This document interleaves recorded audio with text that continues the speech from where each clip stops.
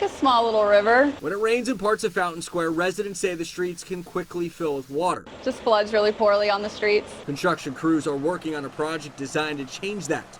They're installing a new trunk-line storm sewer in the Fountain Square neighborhood.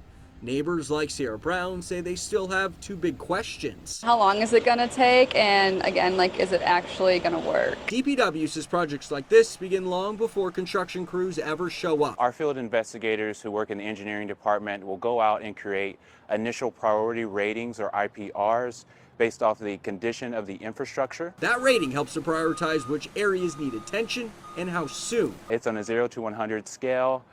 We usually pick projects that are over 70 out of 100 as far as their rating. The city says the scores consider several factors, including the age of drainage infrastructure and how often residents report flooding through the Mayor's Action Center. Rice says the Fountain Square project rose to the top after years of concerns from residents and business owners. We saw the historical flooding that has been present ever since 2015, and then, it was really important to start constructing a project in Fountain Square, given the area and the impact that it had to residents. City engineers say the new storm sewer is large enough to handle future expansion.